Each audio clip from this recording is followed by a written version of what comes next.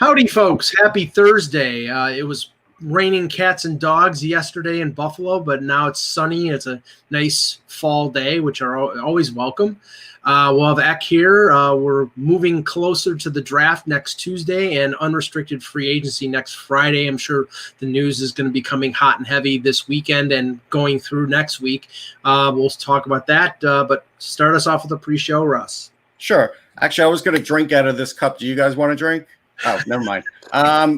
Let's talk about baseball.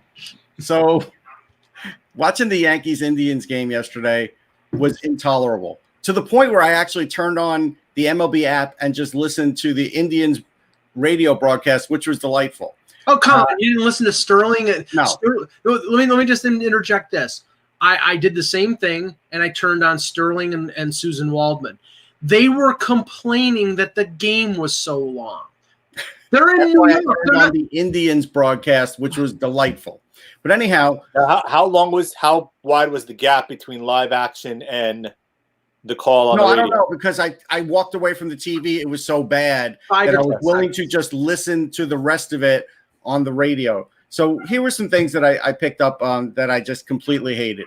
A-Rod blaming 3 catching coaches on Gary Sanchez's bad defense that has been there from the beginning, and now that his offense is slipping, he's blaming the catching coaches. He said, "Let me unpack this," and it's like, yeah, why don't you unpack this from a completely biased standpoint? That's one thing.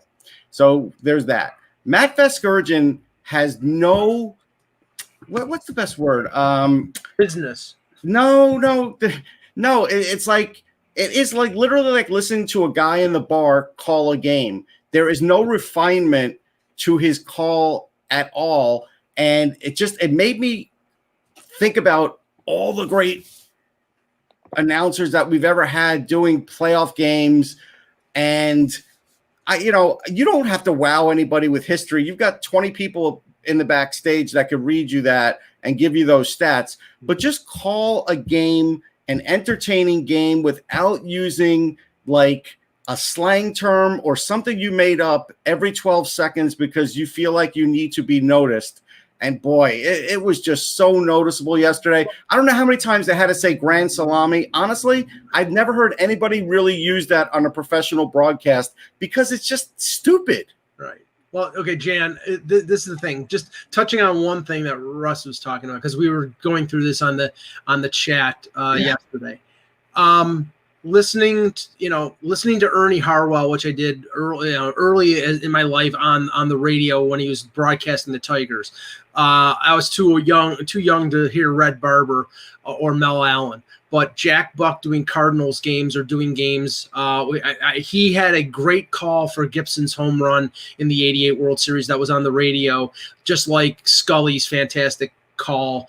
Costas on NBC. I always loved having the backup game on NBC because Costas was so great, and he still does great. Yeah, Costas is terrific. Yeah, but Vasgersian with A-Rod with his sometimes because he played in the MLB for 14, 15 whatever years, he has some insight. Sure. But it's so soaked in his just like self-love and oh my God, I'm so great, and here I know this stuff because I don't want to hear it from him. And then Marley Rivera bringing in her like observations that I think the guy banging the drum outside of Progressive Field could have given more insightful commentary. The only thing that was good was Buster Olney. Actually, the best part that I saw, maybe Jan will agree, is when they showed that guy getting arrested live. I'm not sure they meant to do that, but that was fantastic. Yeah, I saw that. So remember, I'm somewhat partial and I'm somewhat biased because, A, I'm a Met fan. B, the booth that they have for the Met broadcast is probably the best trio. Yes. Or one of the best trios that exists right now, right? And granted, years ago, you had Murphy, Kiner, and Nelson, who was also really good. And look, Jack Buck was great. Look, you guys know I was a huge Kirby Puckett fan, so that call will always stick with me because the call was great. Mm-hmm. I'm also partially listening to Scully because Vince Scully was not only the announcer, but he was the play-by-play guy as well. But Scully could be dull. Like Scully in the 86 World Series, if you listen to some of the big moments, he wasn't that into it. Yeah, but he also let the crowd do a lot of the talking at those games also, right? He didn't feel the need to self-promote himself. and talk over the crowd, which is probably more the old school announcers. Look, there are points I think that A-Rod makes it's really good because the insights I think he has from being a player and the ability, he does somewhat try to do what Tony Romo does, where he tries to predict what's going to happen next. And there are more times than not that he's right because he was a player and he reads the situations. But in terms of the announcing, look, the calls about Gary Sanchez struggling behind the plate because he had 3 catching coaches. I mean, this is not like the NFL where you had to learn a whole new playbook. And if you have an offensive coordinator 3 times in 5 years, you could struggle as a new player. I mean, that's not why Sanchez is struggling. He's just a poor catcher, even with the changes he made to go on one knee. So Vestergaard's not great. I mean, I thought he was better actually 2 years ago before he got the full-time gig. Once he's gotten the full, I think his balls have gone down a bit compared to what they used to be. Look, I listen. Rick Cutcliffe has actually been pretty good times to listen to in the past. I think if you listen to some of the other games where they haven't had these guys on, it's actually been better. I mean, because TBS has the TBS crew, which has actually at times been better than the ESPN crew. It has been. Actually, that home run call for Gary Sanchez was the worst I've ever heard in MLB history. And I understand there's a delay, but they knew that the wind was blowing out big time, and you could see that ball was carrying, and all A-Rod said was, "Oh."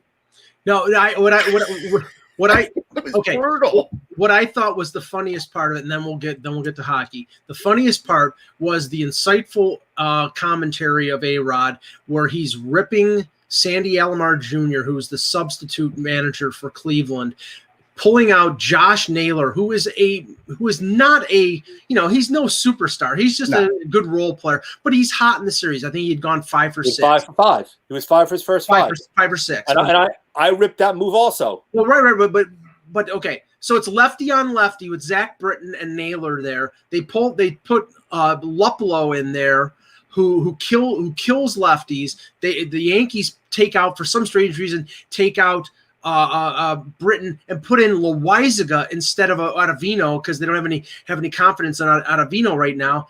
And Luplow and meanwhile, A-Rod is destroying Alomar for this move. Why don't you keep the hot guy in? What are you doing? And then Luplow hits a double and puts him in the lead, and A-Rod doesn't say a goddamn thing.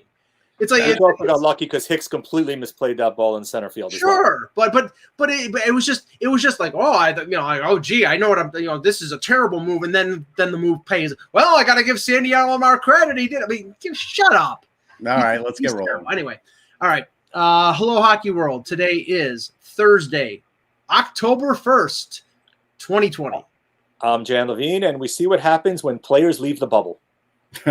Russ Cohen from Sportsology. And I'm Michael Agello, and this is the Hockey Buzzcast here on HockeyBuzz.com. Eck will be joining us any moment.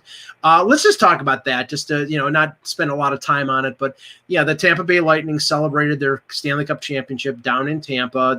Now it wasn't the traditional parade down the streets of downtown Tampa and ticker tape like the Canyon of Heroes when the Yankees win the championship, anything like that. They had it was a boat, some sort of boat thing, Russ. Mm-hmm. But you could have expected that in Florida, where the regulations for the state have been pretty much eliminated, that everything is open, that it was going to be a shit show. And it was, because there were a lot of people together. The players were not feeling any pain because they were drinking, and it was a normal celebration. And a lot of people are criticizing Tampa Bay and the players for having something normal that would be at a normal time, for doing that when COVID is going on. Yeah, well, you remember I told Eck, just because you're having it on water doesn't mean people weren't going to be jammed in the docks, and they were, and none of them were wearing masks. But the horrifying part really was sharing drinks with just any old Joe out of the Stanley Cup. It's like, that is the easiest way to pass any virus in the world. It is a known fact. That has been known since the 1930s. And they're just doing it, drink after drink after drink. I don't care that they drank. I'm glad they had a good time. Alex Killorn thanking DeSantis is going to age horribly. All those things were really dumb. And again, if you went out there and risked your health, you could have watched at home. You could have. And, that's up to you. That's your call. But again, the problem with this is how many people do they pass the virus to, even if they didn't get sick? that's what ends up showing up down the road. And that's the part where we've seen these super spreader events. That is the problem. Now, of course, Jan, a lot of now after the fact, we find out some of the injuries that these players were going through. Julian Brisebois, the general manager of the Lightning, revealed that Stamkos had sports hernia surgery prior to the pause, and that he recovered from the injury, and was a full participant until phase 2 when we heard he got re-injured, and he was battling through that. So that type of injury is very easy to recur. One twist of the hip, one turn the wrong way. So, okay, I'm sure if you ask Stamkos right now, if you ask the Lightning, it was worth it to put him in there, and they were fortunate to get the goal that they got, and then he was done for the rest of the series. I just think it's I think it's a little irresponsible, but now we know what he was battling. Well, I mean, you can argue responsible, but you can't disagree the boost that he may have gotten potentially, at least Tampa did, from the goal he scored and them winning that game, which may have turned the tide in that series in terms of giving him the edge, right? So you're balancing its risk reward like anything else. The only factor you now have is he might have also retweaked it again on that celebration. You saw it kind of win a little bit after the goal, the celebration going off the ice. As you mentioned, the question now becomes, when does next season start? I'm sure we'll get into that a little bit. And then does he have enough time to be fully healthy for the start of next season now that he had a couple of setbacks after having the hernia surgery? Right. A lot of times when guys have had that surgery and then had a tweak, they'd have to get another one to kind of fix it up. And so it wouldn't shock me if that happens too. But again, they're all going to say it's worth it, and that's fine. It's his choice. But yeah, will he start the season on time? If he gets operated on, it'll be close. If not, then he'll be fine. I mean, again, I can't kill the guy. He wanted to be a part of the Stanley Cup, and I get it. That basically trumps all, right? It does. You've missed your opportunity previously. Yeah. You have another shot. We talked before that with Dallas, we said also we have no idea when they're getting back again. It's just because we think Tampa is a great team. We saw what happened last year when they flamed out in the first round. So just because you're the prohibitive favorite to make it doesn't obviously mean you're ever going to get there again. And he felt, and rightly so, this may be my only other shot to have the opportunity to play. I have a shot to win a Stanley Cup. I'm going to want to get out on the ice, and then I'll deal with the ramifications after. But I'll tell you the one thing about Stamkos, he isn't that kind of guy that really wants to carry the cup around if he didn't feel like he was a big part of it. You know what I mean? Like if he, had a broken leg, okay, there's nothing he can do. But if he felt like he could do something and didn't and was carrying the cup, he wouldn't feel as good about it. That's just the way that he is. He wanted to contribute in some way, and he did. And that's what you got to give him credit for. Yeah, I'm sure because on stage when he was making his statement, he said, this is the reason I re-signed in Tampa to win a Stanley Cup. I'm sure the fans in Toronto who wanted him to sign there a few years ago were really appreciative of that comment. I mean, who did Canadian Tire end up using in the ads anyhow? Did they end up using like Zach Hyman? Like who'd they use? I think it was John Candy. Oh wait, no, sorry, he's dead. Jeez. The other, not all about the Maple Leafs, Michael. Yeah, yes, yeah, sure it is. The other one I would say that I give him a lot of kudos for battling through this. Tyler Seguin battled through wrist, hip, groin, and knee injuries. Wow, we knew it was his hand or wrist. We talked about that, but I didn't know about the others. That's unbelievable. Yeah. Well, again, we've said a lot of times, right? The Stanley Cup is always a battle of attrition. That's what it is. It's who can withstand or get past the injuries that they have, knowing that you're going to have a myriad of injuries, and we're never going to find out until afterwards just how bad those injuries were. And now that the word is coming out, every year we're amazed at what they play through. Then every year it happens again, and we don't look. We never take it for granted because we expect it, but there are times we look up and we go, how are these guys performing in the manner in which they're performing, given the myriad of ailments that they have? I mean, you just reeled off 4 things on one guy, and every guy's clearly playing with something. The interesting thing for me is, in regard to Seguin, is he still had 5 points, and towards the end of the Stanley Cup, he was playing better, even with these injuries. Like that's the thing. He kept adjusting, I guess, the way he played to what his body was feeling. We knew it was the wrist when he was trying to shoot on the power play, and he just couldn't get a shot on net. But then when they were putting him in close, he all of a sudden was making some more things happen. So yeah, a lot of credit to these guys. They're so gutsy. Yeah, and I don't know who said this. I know there are restrictions in terms of a name of a player being on the cup. Like Nick Kyprios has always said, he got his name on the cup with the Rangers in '94 because he played in Game 7. I would think that Stamkos, had he not played in that game in the final, would have had his name on the Stanley Cup. No, he would have had his name on. He was a team captain, so Yeah. of course he would have. So, but somebody in the chat was saying, somebody on TSN was saying he had to play to get his name on the cup. No, like Matthew Joseph, who didn't get in the playoffs, and I don't think played the requisite number of games, won't get his name on the cup. Right. It's not like in 1967 where Harold Ballard's dog TC Puck is on the cup. Right. They wanted to do away with that. Yeah. So there are certain restrictions, but when it's although I'd put my dog on if I could. I mean, but then if I put one of my dogs on, Perla or Kaya, right? That's the problem. I put one of them on, the other one's going to complain. We'll never talk to you again, Russ. I know. And Anna will be pissed too. They'll all be mad. Yeah, there's issues there. It's cat discrimination. Okay, John Shannon. Now we talked about this yesterday. X said he had been told by sources that the start of the NHL season would be January 18th. John Shannon came out and said today, latest update that he had from the NHL was a January 1 start. That was what was talked about on the call. I guess the Board of Governors on Monday, but he also said things change and they're ever changing. So it could end up being the middle of January. It could be earlier. It could be December, depending on what the state governments and what the Canadian government decide in terms of restrictions. I mean, Russ, they're talking right now in Western New York.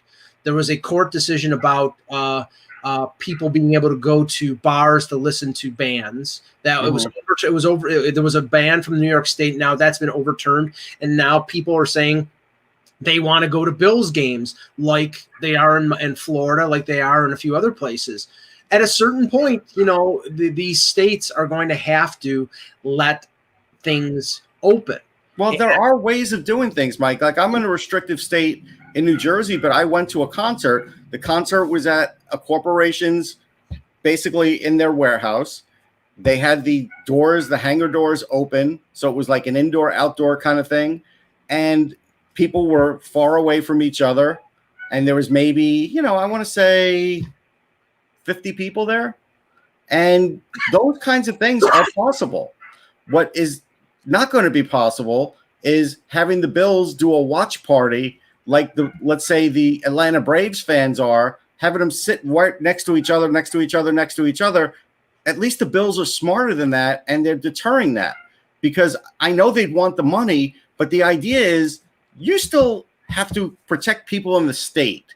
And there is a fine line between all of that, and that's the hard part in all this. And that's why, yes, you could even still have Bills watch parties, and if the Bills wanted to, they could set them up safely, but it might not be worth their while, but doesn't mean other companies can't. Well, it's not just watch parties, Russ. It's the fact that there's watch parties without masks, right? That's one thing if you're next to each other, that's half bad. If each person had masks on, you'd be able to hopefully limit whatever the potential ramifications are, right? So the Bills, look, Jacksonville had some fans, right? That's because it's Florida. Kansas City had some fans. Miami. New York City has opened up restaurants to 25% capacity right now, but also a school today just announced that they had to close because of a COVID case, right? In Manhattan, a public school is the first one in New York ever since things have kind of opened up a little bit. So it's finding that balance. And we talked a couple times. The NBA has already said they're going to be moved back. We thought originally Christmas time.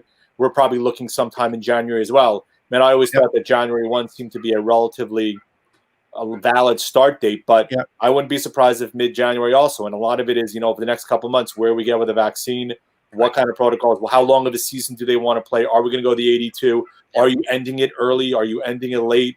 I mean, and also, as we've seen, players dealt with the bubble this year because you were dealing with an end status type of environment in order to award a Stanley Cup. Next year, you'd be literally starting the season that way. And we're going to know that players are not necessarily want to be segregated and segmented from their families for that extended period of time. I mean, think about it. Baseball is going to have 11,500 people at basically in the World Series and also the NLCS. In the LCS. And that's crazy. It's crazy. Right. And I mean, well, you could say it was crazy yesterday watching that Yankees-Indians game when you saw that there were people in the stadium, and they would turn out to be the families of the Indians and the Yankee players. And when they shot to the picture of the families, I don't think many of them were wearing masks. Now I know that they're in the bubble with the players, but it's that's what I'm saying. It's like I think what I read, they were quarantined before they got there. Right. In order to be tested to make sure they were clear. Right. And then that's why they were allowed to come in. Okay. I mean, at least there was some sort of methodology there. And yes, you would like to see masks. But at this concert, they said once you sat down, you didn't have to wear the mask. But if you walked around, you did. I still wore mine. Right. But I get it. There are going to be people that don't. And that's why you have to at least be apart. But now, again, I just think we're going down a bad road with this. I don't blame the NHL. If there's no vaccine by, let's say, middle of January or beginning of January when they're getting ready to start and they decide they're going to go with a distant crowd, I won't blame them at that point, because at that point, there's not much else you could do. But we know we're going to have a vaccine by the end of the month, Russ, and it's going to be beautiful, right? Yeah. It's going to be fantastic. Now, okay, we have to sort of learn the lesson of what's going on with other sports and see how that flips towards hockey when the next season starts. Because hold on, there's a post in the chat room. Bartic has said we finally closed strip clubs in Ontario. He seems sad about that. Yes, okay. Now I got to tell you, in Philly, crabs all around. No, but I drove by one in Philly, and they had an outdoor tent, which made me wonder. It did make me wonder. Great. I don't want to watch strippers on a big screen TV. Okay, no. Learning a lesson from other sports. We talked about it briefly yesterday. The positives with the Tennessee Titans. Apparently, the Minnesota Vikings. None of the players were tested positive, but they're delaying the Titans' next game. I think it's against Pittsburgh until Monday or Tuesday. At least that's tentatively what's going on. The interesting thing that's going on in the KHL, Russ, I don't know if you saw this. Dinamo Riga is supposed to play Minsk. They had a number of positives. Yeah, Minsk did. So what or Riga did. So what they ended up doing is basically calling up every player that was a scratch or from their junior team to fill in to play KHL games. Now I wonder whether, and I don't think I don't think this is going to be the case, but is the NHL going to have the taxi squad like MLB had? And if they might positive, since the AHL won't be going at that point, maybe won't be. I would say if the CHL and AHL are not going at that point, then like we talked about yesterday, you have to give these guys an opportunity to play, and you shouldn't have that 10-game rule, and you shouldn't have any rule. You should suspend it all until those leagues officially start up, and then you start the clock. I honestly think that that's probably what is going to happen in the NHL if they feel like, hey, there's a chance that, teams could lose players, especially if they're going to travel and be on the road. I mean, again, you can make the argument teams are going to have to travel with 3 goalies. They're not going to be able to go with an emergency goalie because that guy's not going to ever be tested or quarantined or anything. So teams are now going to have at least 3 goalies on their roster if we don't have a vaccine. I could see that being the case for a lot of them. Well, gee, Jan, the Rangers were in a perfect spot. The 3 goalies. Oh, wait a second. That's right. No, but you could see what I mean, you don't don't want your Maple Leafs to slide over there, Mike. You have 1 right now. Look, I get that you don't want the third goalie to be making like $5 million. Yeah. $8.5 million, yeah. Right. Yeah. It was a perfect situation other than the $8.5 million salary. Yeah. So I could see other teams wanting to do that and changing that, and they would do that if the roster size was bigger, right? I think part of that's going to depend whether or not the AHL has started also, right? That may drive. I mean, it looks like February. It looks like February for the AHL. Right. Yeah, and probably with that, in that case, the AHL is probably playing a shortened season and probably 50, 60 games. They need those buildings to be open and for people to be in them for them to survive. Now, okay, some interesting news and notes here. This is a little surprising. I saw that Frank Cervelli was reporting that Brian Nugent-Hopkins and the Oilers are discussing a contract extension. Now he's making $6 million. He signed that deal a long time ago. Remember when they signed that? It was the Taylor Hall deal. It was the deal for, I think, Sam Gagner was that amount as well, and then Nugent-Hopkins as well. And obviously Gagner's gone, Hall is gone, but he's still there. He's entering the final year of his contract, and obviously he's a valuable number 2 behind McDavid if they play Draisaitl on the wing. But if they play Draisaitl at center and they don't play him on the same line, then you're talking about Nugent Hopkins being a third line center, and I can't see playing a third line center $6 million. Now, if they play him on the wing, I mean, it all depends on where they're going to play him and how they're going to structure things, Russ. But and they do have some cap space, and they'll have some money dropping off next year. But I can't sign him for $6 million if he's going to be a third line center. No, I think this is going to depend on what Yamamoto can do this year, because if Yamamoto proves he could be an NHL winger full time, then you should have Draisaitl as your second center, and then you don't need Nugent Hopkins anymore. That's the reality. That's the reality of what the cap would be. He's had a ton of experience also. I don't want to pay Nugent Hopkins $6 million to be on the wing. I don't. I can feel that. First, I think he's getting more than $6 million anyway. I don't think he's staying for a flat. If I'm paying $7 million, let's say, for a winger, that winger better get me 70 points, and Nugent Hopkins can't do that. And so well, if he plays McDavid, he can. Right, but they're not gonna do that just because they signed him. You know what I mean? Well, but if you move Draisaitl to the second line, then you put Nugent Hopkins on the opposite side of him. He could also get 70 points. He could, but replacement cost on a winger is a lot cheaper than replacement cost on a center. I think also you got to worry about, as we talked about, Clefbaum being hurt as well. Mm-hmm. They're going to need to figure out what they do. Now, granted, if he's out, they could put him on LTIR. Of course, that would be required. Ownership to be willing to be paying extra money because of the fact you're just moving the cap space over there until he comes back. But they will need a blue liner. And last year, as we've seen, they still also needed help defensively, which is something that impacted them in their playoffs.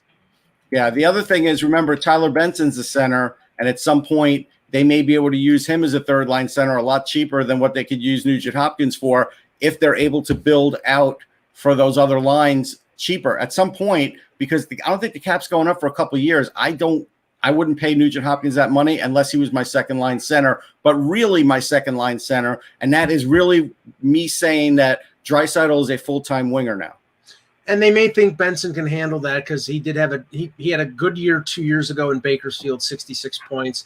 Last year, 36 points in 47 games, and he played 7 games for the Oilers. So, maybe they think he's capable of doing that within a year or two. But yeah, I mean, he'll be 23, 24 then. I mean, I think that's reasonable. I think they're going to probably ride it.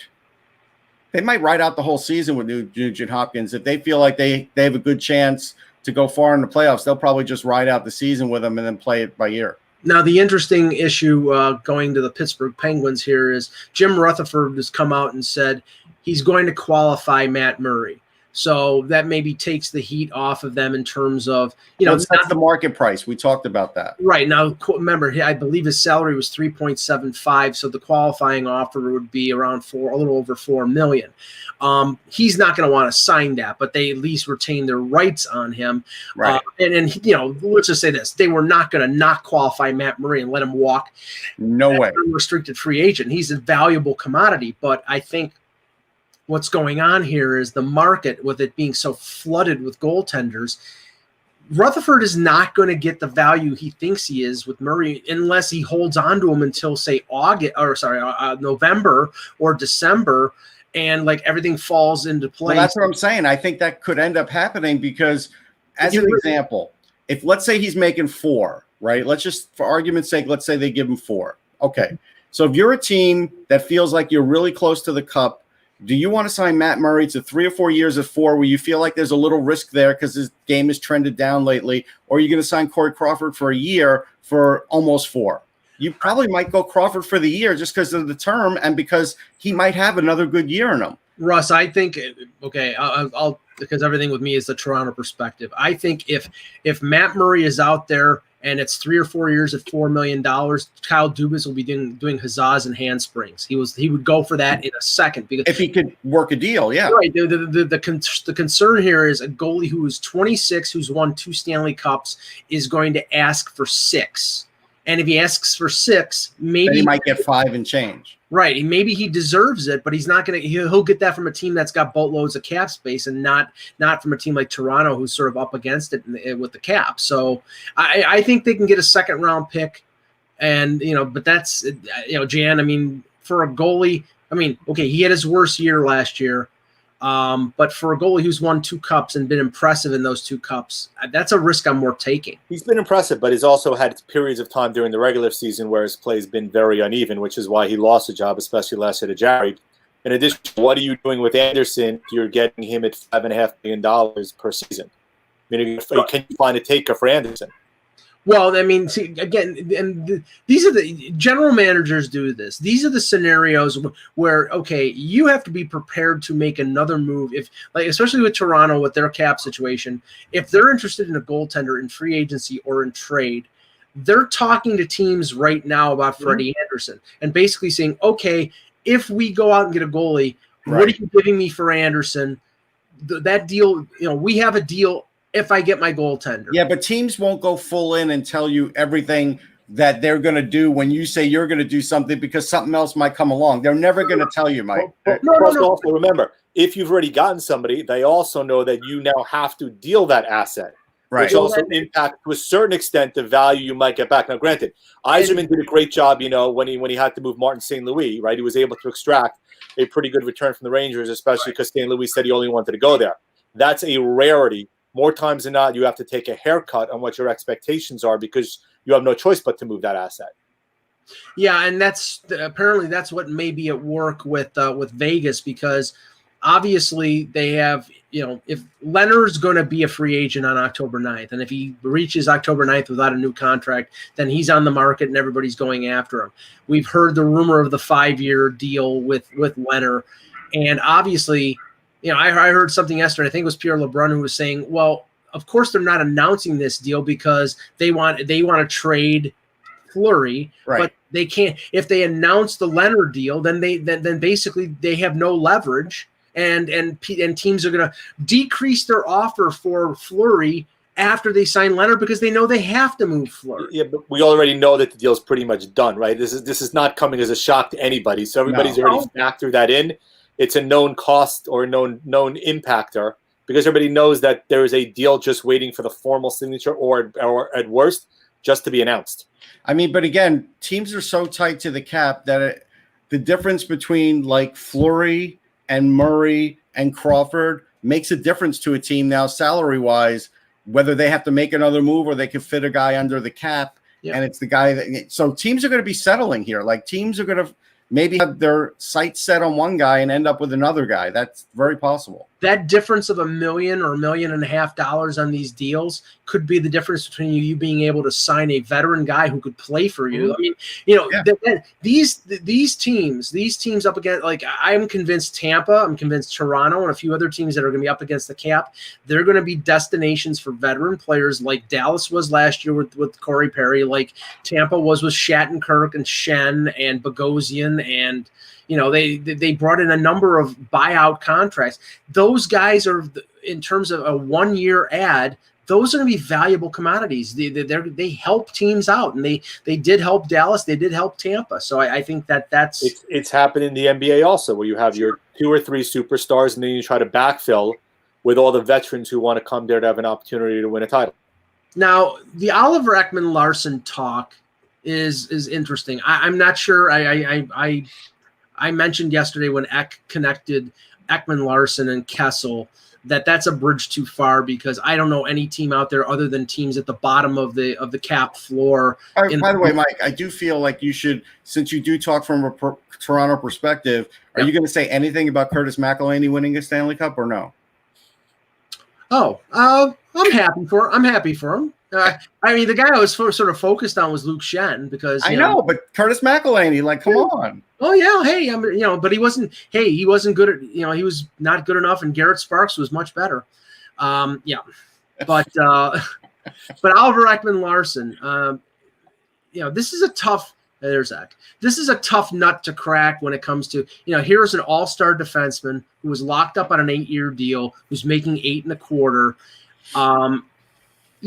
I don't know whether Arizona is going to get full value back because everybody knows that they have to move salary. And that's the difficult thing here. I think they'll get value. I don't know if they'll get good value. And this is an all-star 25-minute-a-night top-pairing defenseman.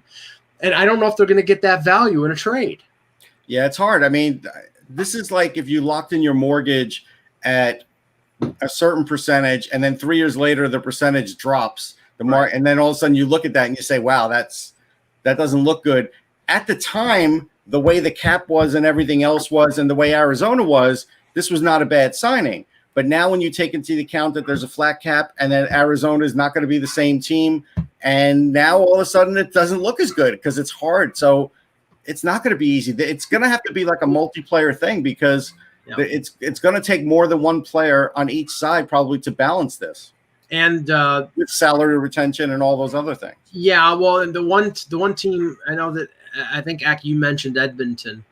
When it came to Ekman-Larsson, the team that popped up a couple times with him is Boston, and Boston has the cap space, and they're letting Krug walk. And basically, it sounds like they'd be willing to give the money that Krug would be looking for to Ekman-Larsson, which basically says they think Ekman-Larsson's a better defenseman than Krug, more well-rounded, and I think they're right. But 8.25 for them, that's the highest paid salary. That's more than Pasternak, that's more than Marchand, that's more than Bergeron. So it sort of throws their cap out of whack. But after next year, Krejci's $7 million drops off, and so does Rask's $7 million. So they be in decent shape in terms of their cap. Yeah, they're going to be all right moving forward. This year is going to be tricky for them, unless they trade Rask. Or unless they buy him out, or go for a cheaper goaltender. I don't know. I don't think they're going to trade him. I think they're going to go back to him. I don't think. I think they're going to go back to him for sure. If it sounds like it, at least. The one thing that I've been working on today is let's start first of all. Start with Patrick Laine, who is It seems to be not something that's going to happen like right now. It seems the more I look into it, the more it seems like if Laine is going to get traded, it's later. Either after the season, I don't even think it's a deadline deal. I think it's more or less the next year deal if it's going to happen. I think they're willing to give him one more year and see where he goes. I mean,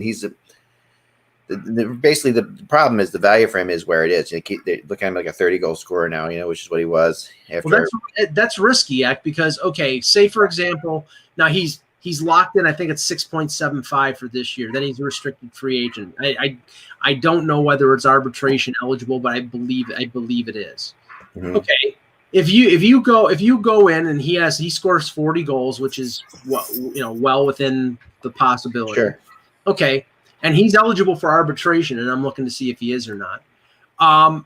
Then he could, take the reward for 2 years and walk as a UFA.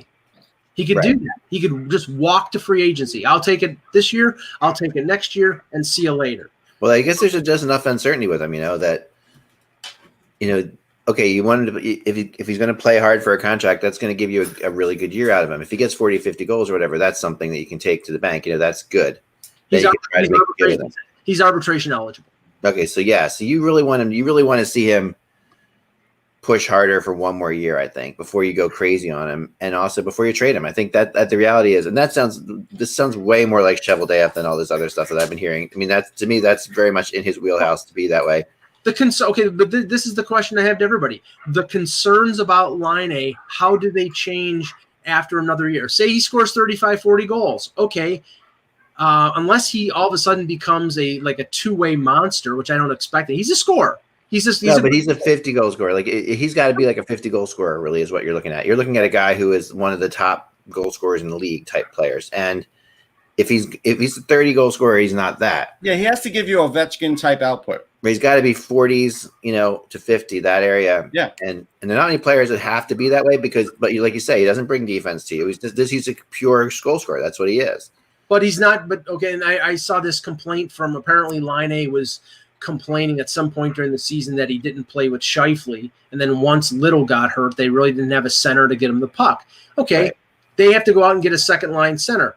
How are they going to get the second line center? Well, by trading Laine. Well, unless they go out and trade for Eric Stepan or somebody like that, they don't have a second line center to get him the puck, and they want him to score goals. So how can he score goals unless he plays with Scheifele? And they don't want to play him with Scheifele. And as inconsistent as he was, he still put up 28 goals this year in 68 games. Yeah. He rebounded. He bet on himself, took a 2-year deal because he rebounded from a poor season last year. he's probably at least a 35 goal scorer. Granted, he was hurt this year in the playoffs, which is why he missed the remainder of it. As you said, they don't have a second line center, right? So you're robbing Peter to pay Paul by getting rid of him. To me, I don't know how you don't keep. Look, the problem is they have lots of wingers and not enough centers, and I'm not quite sure if dealing. Look, obviously, if you probably look on the face of it, Ehlers would probably be the one who would go. Connor's not going anywhere. Scheifele's not going to go. And to me, I wouldn't be getting rid of Laine. And put all their eggs in one basket with Little with that big contract they gave him a couple of years ago, which is probably that was the bad conceived in terms of what they paid him. Yeah, that one turned out bad. I could see Ehlers getting traded. I agree with you. Plus, he would bring a decent amount on the market. The thing about Laine is if you're trading him, you want him to be your big shot on the power play on the one side. You want him to be on the ice as much as possible to score goals. Like, that's it. He's going to get you some assists, but he's not going to get more than 25, 30. Like, that's where he's going to get you. So, yeah, I mean, but again, like this year he had 35 assists. That's his career high. That's around what, that's the most you'll probably get out of him. Yeah, that's it. But that's, again, so you do have to have fine. Like you said, Russ. Yeah. It's fine if he's getting 40 goals. Like if he's getting 40 plus goals, I mean, like, he's got to be like not just 40 goals. I'm going to say like mid 40 goals is where he wants to be, in an 80-game season, or at least at that pace, like basically. And they obviously don't think that they have a second line center in their midst. I mean, Lowry's a third line center and a good one. And Russ, I mean, are they disappointed in the progress of Roslovic? I mean, he can play center and he can play wing. He's probably a better winger, but he only had 29 points last year. So he skipped a lot of steps, and that's the thing about when he got to the NHL. He didn't play a ton of games. So I think you have to still see what he could do. But I think it's fair to say that they were probably a little over ambitious with him. The other thing I was looking into is, I wrote about this today too. Darcy Kemper. It does sound like they are not going to move him now. Like the new GM Armstrong has decided that he's going to keep him, that he's going to, which I think is smart. I think honestly is the way to go. Well, he may be saying that, Ek. I mean, this could be a little. This is what he has said. He's decided to people who've talked to him about it. Right. But what I'm saying is he's putting it out there that he's going to keep him. There's just too many goalies. There's no market for him. Well, I mean, really, the what you're going to get for him is not worth it, and you can't replace him with anybody. If he's on the market, so if he's on the market, he's one of the 2 or 3 best goalies. That's what sets the market. It's Markstrom, it's Leonard, it's Kemper, and it's maybe 1 or 2 others. Those are the best on the list now. And he's also got the advantage of him having a set price point of under $5 million for 2 years. I mean, I don't know. Like if they think they can move Ekman-Larsson and save most of his $8.25 million salary, then it does make sense to keep Kemper, because then you're saving money someplace else. Well, I think that is probably what's happening as well here. I think they're probably working together here. That Ekman-Larsson, they're starting to figure out where they could move him to, and they've decided, that they want to keep Kemper. I mean, the thing that they're going to need to do is have a goalie. I mean, this is a team like that. They have to have a goalie. I mean, a team like that needs a strong goalie, right? I mean, that's like. Yeah, I think if they have Ronta, he's going to miss a lot of games, like he always does. He's injured a lot of games, and then they have no chance of being competitive. No, they have to stay competitive in any way they can. Well, you could say that they don't have a chance to be competitive if they trade away their best defenseman. Yeah, I mean, you could, but I think that at the end of the day, your goalie is still your goalie. And only so much he can do for sure, but he can do a lot. He proved he could do a lot last year. He kept him in a lot. I think he's good enough that because he's not a high-end price goalie, that you should probably hold on to him because he's clicked with your market and work on some of the other things. But again, if that means you're trading OEL and Clayton Keller, it won't matter who's in net, Ek. Yeah, no, I know. It's not. I mean, they've got so much. It's going to be such an interesting season for them. They have all the picks that they lost, coupled with the picks that they traded. They gave up a haul. Right, they've lost the picks this year. They don't have a first round or second round pick, I think, for the next 2 years. I mean, I'm not sure. Are they gonna have just like a moment of silence when the number 49 pick comes up? Yeah, right. I don't know what they're gonna do. They should do something like that. Maybe they could have run, somebody's physical tape to say, as a reason why they lost it. No, it's just going to be weird. It's weird. It's really weird. No, what's going to happen? Just say the pick is being skipped. That's all. Yeah. What's going to happen is John Chaika is going to bolt into the Bell Center to go on stage and then realize the draft's not being held at the Bell Center. It really does look like, by the way, the player that Tampa is most likely to give up is Sergachev, which is really crazy. Wow. I've talked to 2 teams yesterday who talked to them about Sergachev. So, Well, if that's not the player they're willing to give up, it's definitely the player that I guess some they of the feel other like they people could out put there were foot talking in about. there. They said there's a good player out there that they could be willing to trade. This Well, is the guy. This is the guy that they were talking about. Well, you know how good Hedman is, right? And look, McDonough had a very good series. He still produced 5 points in 22 games. He's no longer the offensive weapon that he was before. Grant and all the wear and tear in terms of the physical series he went through with the Rangers is sooner or later going to catch up with him. So you're giving up a young defenseman who you literally stole from Montreal from Jonathan Drouin. I understand. Right. You need to create cap space. I would kind of think you would find any other option besides him or Cirelli to potentially try to move. Unless you're moving, and okay, Sergachev is a proven commodity now. He established himself the last year. He had a great playoff. His payday is coming. Right. Tampa Bay is going to have a lot of suitors for him if they're really willing to trade him. And obviously, with their situation, they're going to be asking teams for NHL-ready players on their entry-level contracts because that's all right. So if they go to Colorado and Colorado is interested in Sergachev, Russ, they're going to ask for Bowen Byram, and they're not going to. I don't think they'll get him, but I don't think they would get Byram. If they could get Timmins for him, that might satisfy both, and that would be an upgrade for Colorado. So maybe you could see Timmins and a pick or something. That's a possibility.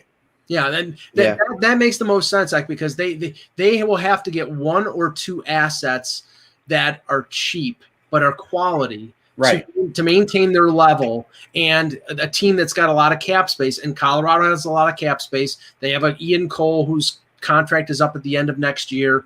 Right.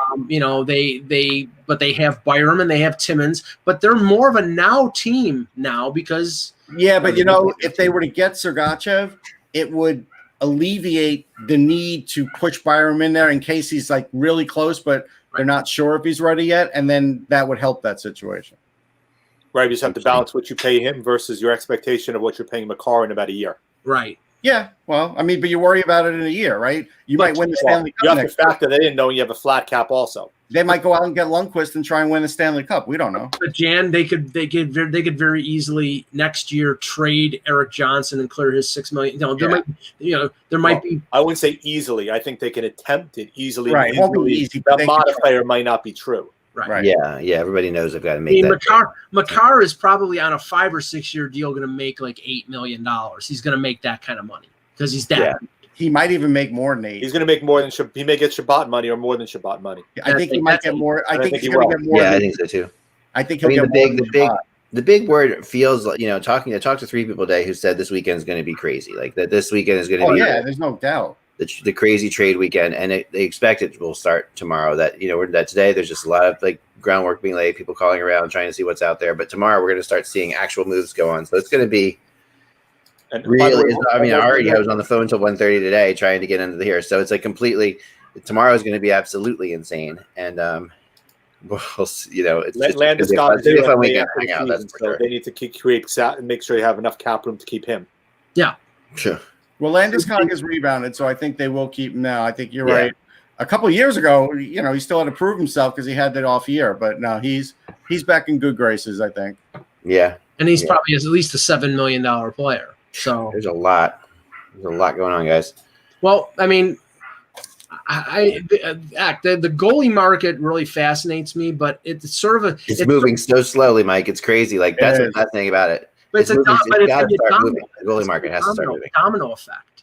It has to start moving, though. I mean, there may not be. Look, there's guys you could sign that would be out of the domino effect. Like as an example, if you just wanted Craig Anderson to a 1-year deal, a team can sign him to a 1-year deal, and it doesn't affect anybody else in the domino part. There are a few goalies like that too. Jimmy Howard. Yeah, I think Howard like that too. For $1 million, you can still potentially send him down and have no impact either if you try to pass him through waivers. I actually think Lundqvist is in that boat too, because I think Lundqvist will sign before the 9th. Like I think because he's able to, because he's bought out. I think we're going to see him.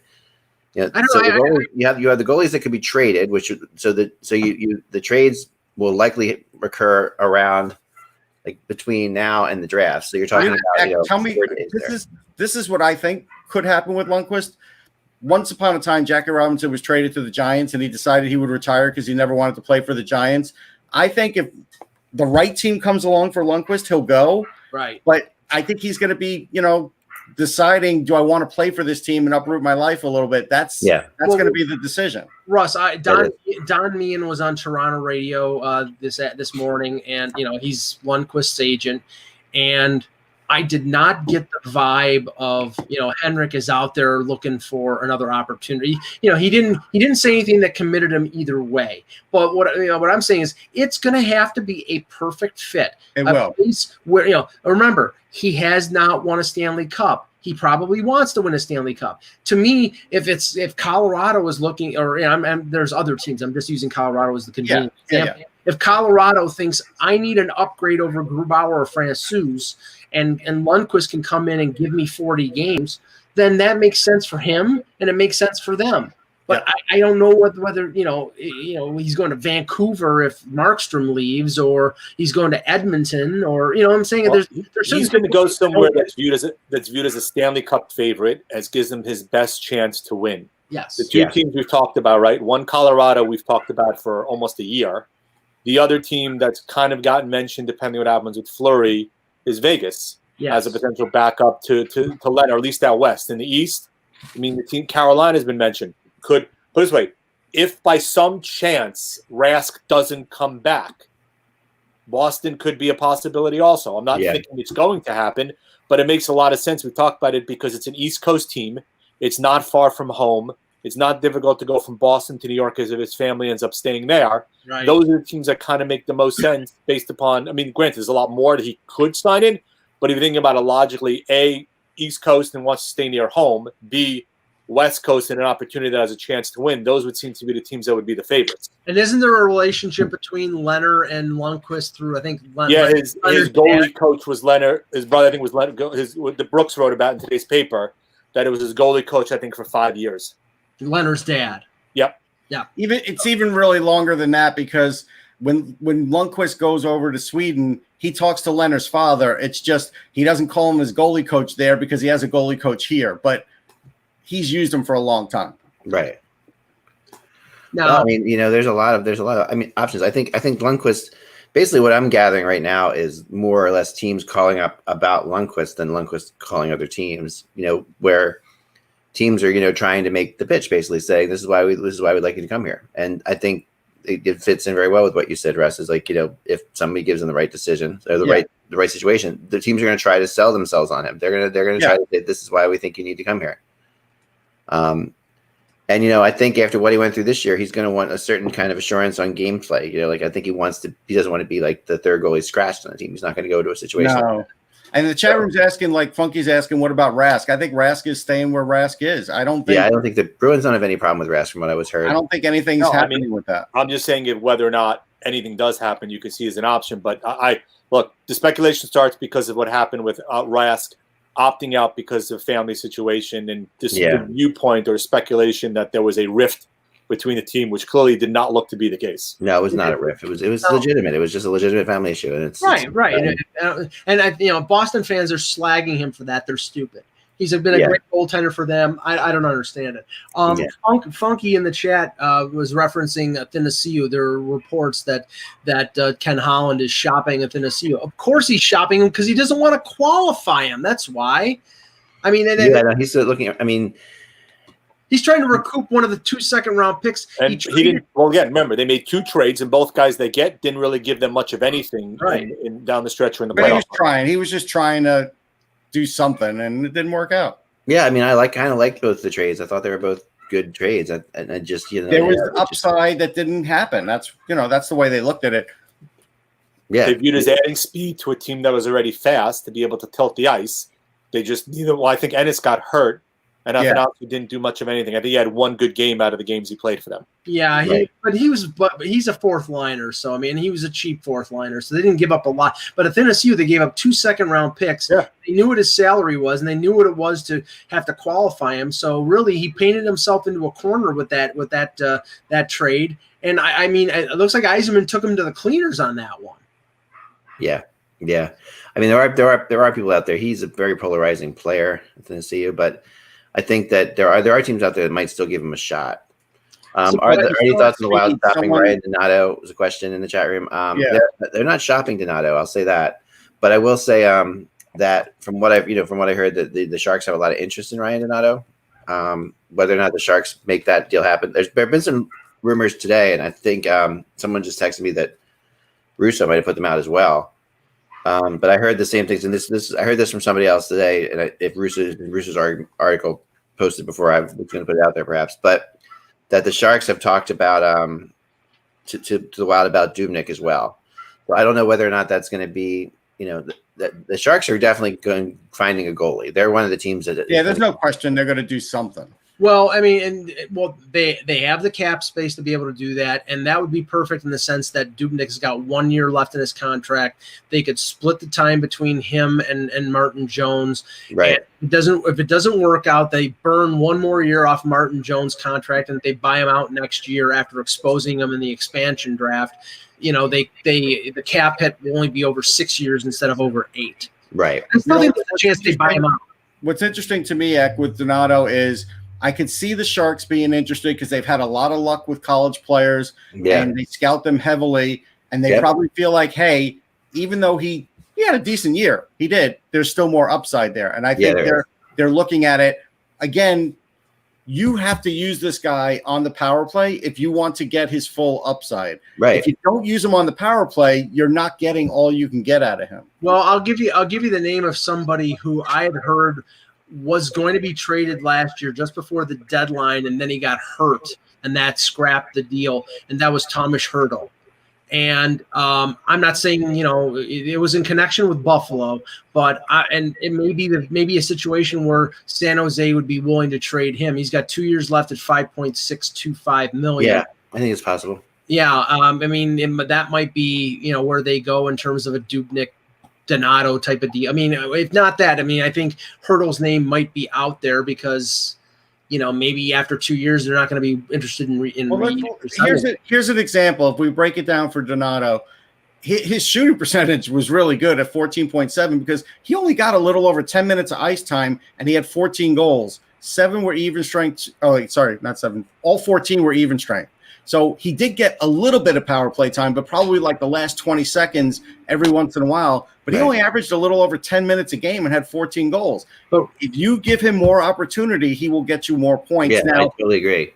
I think a lot of teams think that way. Are the Predators going to be able to make a move for a center or be able to move one of their centers? No, I don't think they are. I don't think they can. I think they're going to buy out Kyle Turris. I don't think so. From talking to them, I don't think they're going to buy anybody out. I think they're going to stay the course. Well, okay. Kyle Turris's contract is flat, no signing bonuses.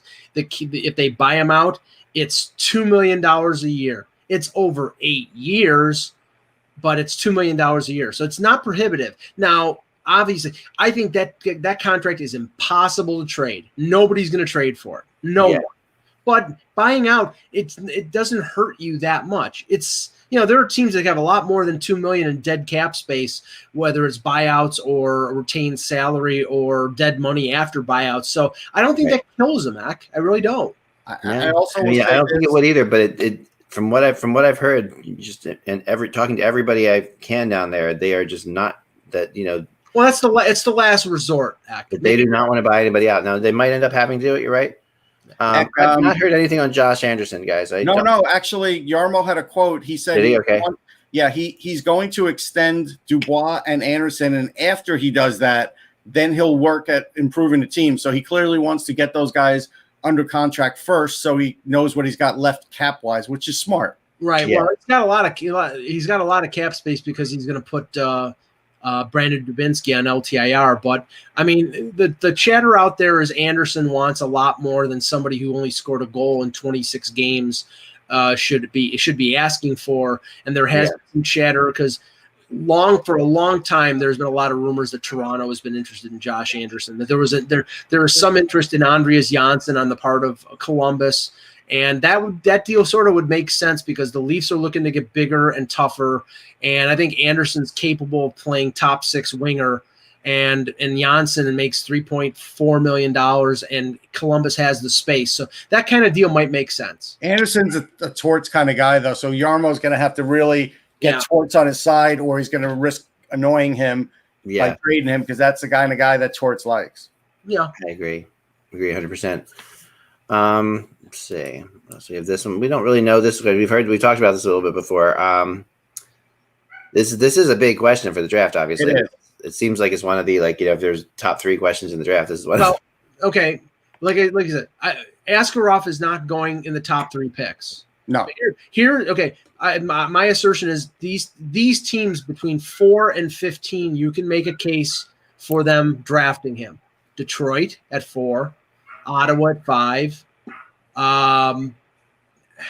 maybe Anaheim, because I don't know if they really have anything behind Gibson. New Jersey maybe because of but Blackwood is their number 1 right now. But I mean, if they think that Askarov is going to take a couple of years at least. Buffalo definitely with Luukkonen as their heir apparent, but he's a ways away.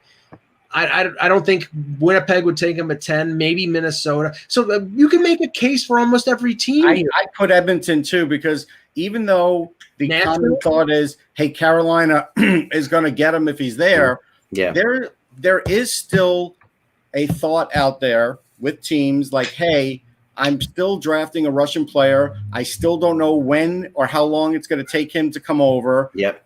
How high am I willing to go here, and how long am I willing to wait? They all know he's good. That's not the issue. And so Carolina may opt for a roster player in 2 years rather than a goalie in 4 years, because he may not want to come over to the NHL right away. Carolina might say, hey, we're ready for you next year. And he might say, yeah, I'm not on an ELC when I can get, $2 million a year in the KHL. Like those are the kind of complications we don't know about. Right, and the thing is, a team like Winnipeg could be in a position where, they, since they have Hellebuyck, and Hellebuyck is relatively young, they could be a team that says, okay, I'll trade down 4 or 5 slots to a team that is looking to draft Askarov, but it's going to cost you. Right. So, I mean, a team like, Nashville at 11, who's, what do they, you got Saros and you got an aging Rene. Florida, probably not because they have Spencer Knight, but Carolina, Edmonton, Toronto, 13, 14, 15, they could all trade up into that top 10 spot to take Askarov. And everybody I hear, Russ, is saying he's the best goaltending prospect to be drafted since Carey Price. I don't know if that's hyperbole, but I mean, it's a little bit hyperbole until we see a little more. I mean, that's a awfully lofty goal. Let's just say that. Right. But I think the other thing is what's largely being overlooked here, and I think there's a couple of writers in Carolina that are passing this around that we don't know is true, is they're basically, they drafted a goalie in the 2nd round last year, Pierre Kochetkov, who plays in the KHL. Right. And he is a really good goalie. Now, he didn't have the greatest year, but does that mean they're just going to say, oh, yeah, we're done with him and we don't think he's going to be much after they put a 2nd round pick in him? Probably not. And that's the dilemma that these general managers have. Kevin Adams is the new GM in Buffalo. Ukko-Pekka Luukkonen was a Botterill draft pick. Now, he was a CHL goalie of the year. He is a well-regarded prospect. He had hip surgery. He only played about, I think, less than 10 games in the AHL. They want him to play a full year in the AHL next year. He could very well be a grade A number 1 starting goaltender in the NHL in 2 or 3 years. But for sure. Do you roll the dice and think that he's going to do that? Or if this guy is as good as everybody says he is, do you take him if you're Buffalo at 8? That's the decision that GMs have to make. Yeah, it's a tough decision. And as an example, right now, this year, Kochetkov has a .909 save percentage and a .269 goals against. He's 21 years old. He's playing every day in the KHL. So, are they going to rush out and get another goalie? I don't know about that. I mean, that's where that's why I don't think Carolina's a lock for that, unless they decide, okay, yeah, you know what, we're just going to have a lot of goalies in the system, and they might. Right, they could. Jan, what are the Rangers? I gotta go, guys. I'm sorry. We'll finish this off. You guys finish up. We will be back again tomorrow. We'll talk some prospects tomorrow too, and we'll talk to you then. Thanks, guys. Sorry. Sounds good. Yeah, and just to answer Funky, Spencer Knight's still highly rated. Yeah, I think he would be in the league next year, even if there wasn't that guy Bob there. But it'll be interesting to see what they do with him, whether they make him a backup or they have him go play somewhere else so he can play more games. That'll be an interesting call. So Jan, okay, so right now, the Rangers have $23 million in cap space. Yep. Okay. What do they do with that? I honestly, Russ and I probably will have the same answer. We both don't have an idea, right? Depends. Right. Are they keeping Strome, or are they looking to get a second line center? Are they keeping D'Angelo, or are they going to move him to get a first pair left-handed defenseman to go with it? Right. They've created room where they could keep both of those guys. Part of that money is clearly going to go to keep Georgiev, but it's clearly not going to be obviously $23 million. It's going to be probably another $1 or $2 above his ELC that he was on last year. Could they now try to re-sign Jesper Fast? I think so. I think now Fast gets re-signed. I would probably take a run, honestly, at Matt Martin, because they do need an identity on the fourth line. They need somebody who can change the landscape and change a game over.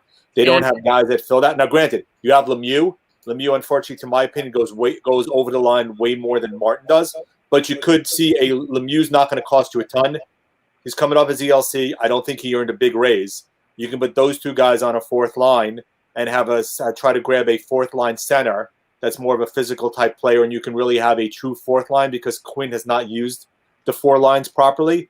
Whether or not they go for Fast, I don't know. But I do think from what I've heard, they're going to try to be creative. I do think they're going to be aggressive in the marketplace and look to bring in big name guys or guys. Look, Sean Monahan is a guy they could go after. Ryan Nugent-Hopkins is a guy they could go after, depending on if they view either one of those guys as a true second line center.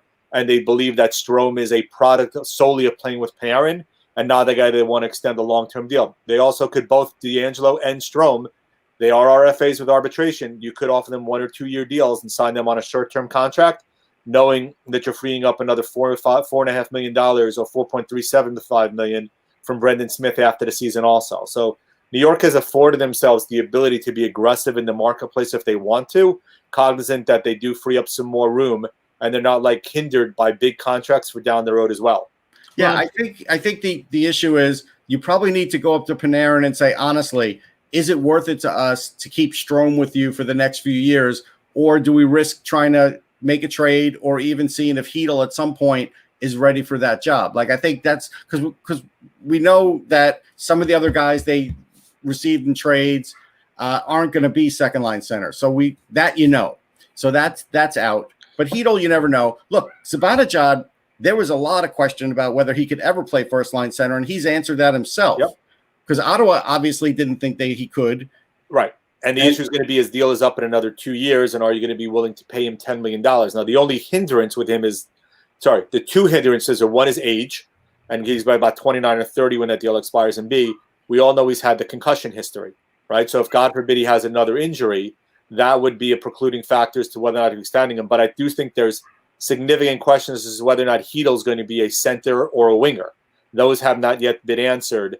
To me, Brett Howden is more of a fourth-line player than a third-line player. It is feasible. He definitely is a fourth-line center between whoever they bring in, and then you have Hedl as your third-line center, depending on if you go with Strome or you go out and get a Monahan. But with the pipeline that exists right now and the fact that you have Shesterkin on an ELC and don't have to worry about paying him big dollars, you do have the flexibility to go out in the marketplace and bring somebody in because you have $23 million in cap room. It's going to be weird that their backup goaltender in Georgiev is going to make more money than their starter in Shesterkin. So look, I mean, it wouldn't shock me with Lafreniere now being there if they trade Kravtsov to get that center. Wouldn't shock me at all, because if there's a team that has a guy that has 1 year left on the deal and they're interested in a guy like Kravtsov down the line and a draft pick, I could see the Rangers doing that. And because again, right now, the Rangers didn't expect to get Lafreniere, so that does sort of change their future plans. That's a free agent pickup right there. Yeah, and they have the 22nd pick, which I think they're going to use, and I think they're going to be aggressive. Yeah, they'll use it. Using that as an asset or a chip to either look, they could move down in the draft because they don't have a second-round pick with they dealt in the Adam Fox deal. They don't have a second-round pick next year now also because they moved Mark Stahl's deal. They could move down depending on the draft pans out and try to recoup a second-round pick in the inverse of what they did to get Keandre Miller, who, by the way, you have Miller, you have Lundqvist, you have Robbins, you have Renunin, you have a lot. You have Kravtsov, you have Capo, you have a lot of young guys who are there or coming up. They're on the cusp. They're all close. Yep. So you have that flexibility to go out. Look, if somebody would I offer Kravtsov for Nugent Hopkins? Me personally, no, I wouldn't. to get a guy who's got 1 year left on a deal? Is it feasible if they think that Shesterkin is the difference maker and the East is wide open, even though Tampa would still seem to be the favorite for years? I could see them making a move like that depending on what you want to do with Strome. Well, Matt Martin would be an interesting ad because he wouldn't have to move out of the New York area, and he would definitely please his father-in-law if he did. No, but the idea would be, Jan, just to go further, it's not like you're trading Kravtsov for a guy just with 1 year in the deal. You're hoping that the guy you get, you would re-sign You re-sign, right. And that'll all be contingent potentially on whether or not you would because re-sign. I think Kravtsov... You're going to have to figure out the Strome situation as well, unless you have one of them be a 3C for a year and you have Heedle play the wing. Right now, you also have Kreider, Panarin, Lafreniere, all of them play left wing. Right. I think right now... The other possibility, as I've heard, is, people have talked about moving Buchnevich, who has he lived up to potential expectations? No. I think third round pick in terms of what he's produced so far, and the guy was on pace for 25 or so goals last year. I do still think there's another level he can get to, though it's been choppy, and he hasn't been linear in terms of his advancement. But I do think he disappears too often. But I do think what he does have is, I think you're discounting him at $3 million this year in terms of what he produces compared to what your expectations might have been. And who was the player? Because I couldn't hear it. Buchnevich. Oh, Buchnevich. Yeah. No, I hope that they do give him a contract because I think he did show towards the end, especially, what his worth is. And I think that his physical strength now has improved so much in the last 2 years that it has helped his game and helped him find space.